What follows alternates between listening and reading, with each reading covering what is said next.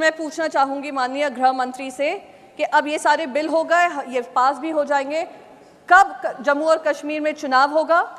और कश्मीर की आवाज़ और जनता की आवाज़ उनकी असेंबली में गूंजेगी, लोकसभा में गूंजेगी। गृह मंत्री ने अपनी स्पीच में कहा कि हर 3 महीने वो जम्मू और कश्मीर जाते हैं, देखते हैं वहाँ की परिस्थिति क्या है। मैं उनका ध्यान आकर्षित करना चाहती हूँ जून 2022 में कश्मीरी पंडितों को कश्मीर से निकाला जा रहा था, उनकी टारगेटेड किलिंग हो रही थी, उनको बार बार वो कहा जा रहा था कि कश्मीर खाली कर कर जाएं, तभी भी हमारे गृह मंत्री ने उसके ऊपर कोई संज्ञान नहीं लिया। 2019 अगस्त में लोकसभा में माननीय गृह मंत्री ने एक बात रखी थी जब 370 हट रही थी और शिवसेना ने पूरी तरीके से उस पर समर्थन दिया था और आज सुप्रीम कोर्ट के फैसले को हमने होल हार्टेडली वेलकम किया है और इस बिल का भी हम समर्थन करेंगे। उन्होंने एक बात कही थी कि सदन के सामने जो बिल लेकर मैं उपस्थित हुआ हूँ इसमें पीओके और अक्साई चिन्ह का उल्लेख है और 1-1 इंच ज़मीन का उल्लेख है, पर उनकी लोकसभा की स्पीच में या इस बिल में कहीं भी हमें पीओके का तो दिख रहा है, अक्साई चिन्ह के ऊपर ना उन्होंने अपने पक्ष रखा है ना उसके बारे में कोई विचार रखा है। सर, जब 2019 में ये बिल आ रहा था 3 चीज़ों का वादा किया गया था कि जम्मू और कश्मीर में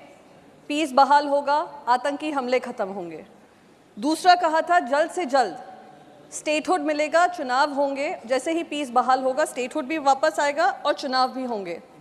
और तीसरा बहुत महत्वपूर्ण वादा था, वो वादा था कश्मीरी पंडितों के लिए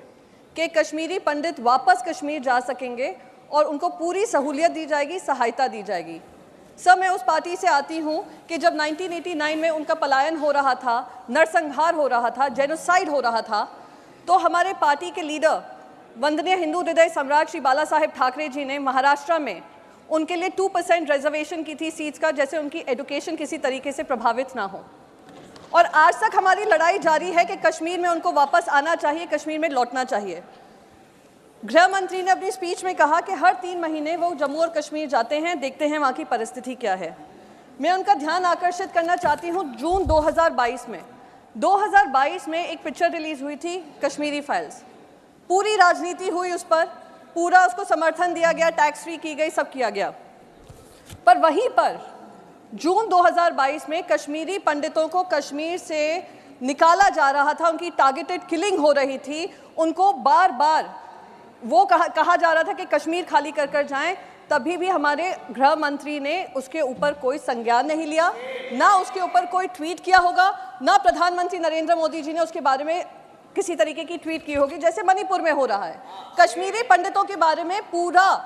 जो प्रोटेस्ट था उसमें गृह मंत्री वहाँ पर गए भी नहीं, संज्ञान लिया भी नहीं। वहाँ पर मैं पहुँची थी क्योंकि ये मेरी पार्टी के विचार हैं कि कश्मीरी पंडित भाई बहन कहीं भी पीड़ित हो, प्रताड़ित हो, हम उनके साथ खड़े रहेंगे। मैंने ये मांग आकर यहाँ पर उठाई भी, पर उसको दरकिनार कर दिया गया।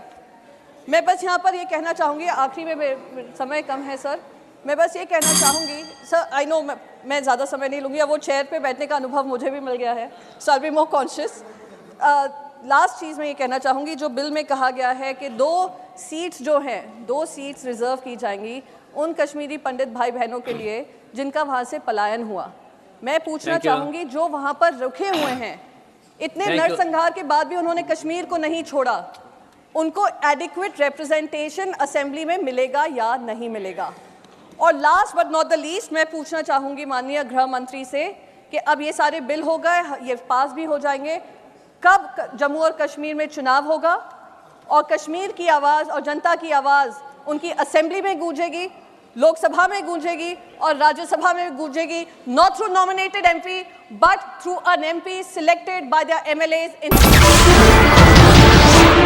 नमस्कार, मैं हूं मानक गुप्ता। अगर आपको हमारा ये वीडियो पसंद आया हो तो इसे लाइक और शेयर जरूर करें और हां, हमें सब्सक्राइब और फॉलो करना ना भूलें ताकि आप देश और दुनिया की कोई खबर मिस ना करें। तो जुड़े रहिए हमारे साथ और देखते रहिए न्यूज़ 24।